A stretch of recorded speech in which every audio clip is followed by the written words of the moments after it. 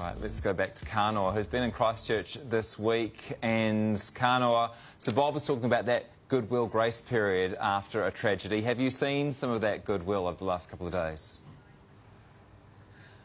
It's been unbelievable. I can't tell you how many people have offered me food, offered me hugs to see if I'm okay.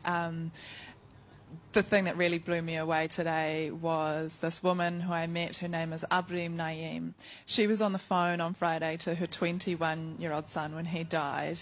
Her husband, you have potentially seen the artwork that has been created by an Auckland artist to honour him because he was a hero. He helped people get out of Masjid al-Noor.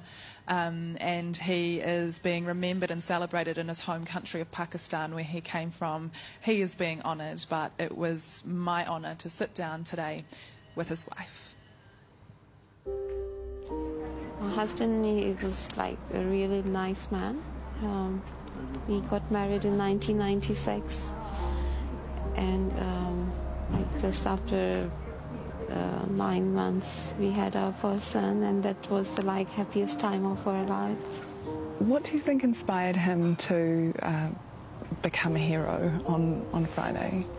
I know that he was a very brave man, very helpful, very loving. So love can make you do that. What he did, he tried to save people's lives because he was loving.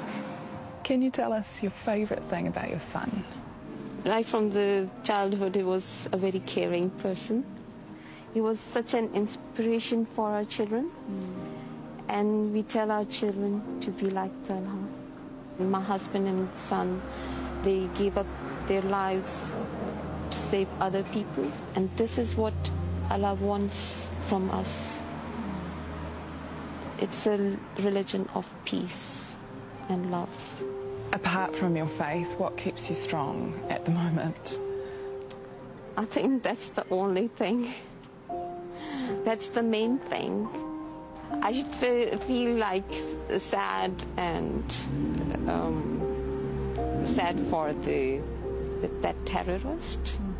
Yeah, I feel pity for him. That he didn't have love in his heart. He had hate, and he can't feel the contentment, the peace, which we can.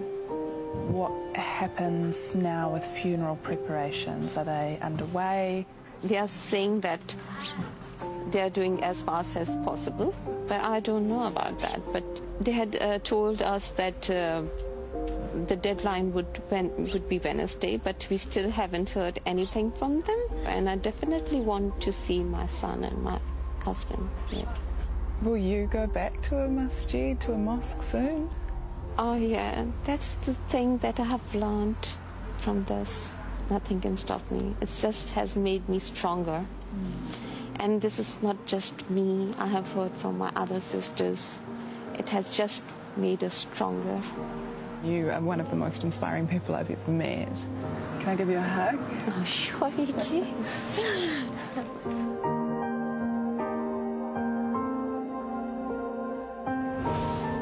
Oh, what an amazing woman. As you say, there's strength there, but I also notice a calmness, almost a positivity. Is her faith part of that, part of her recovery? Did you get a sense of that? A huge part of it. She has so much peace in her heart because she really feels that her husband and her son died in an honourable way. They died as martyrs, and I think that's something that's hard for a lot of people to get their heads around, but yeah, she's a beautiful thing, and I think hearing stories like hers and learning about people like her husband and her son, that can teach us all something. She also told me today that, practically speaking, her son and her husband, they were the people who drove her younger son and picked him up from school, and that is one of her goals. That is one of the things that she wants to work towards. She wants to learn how to drive for the first time here in New Zealand.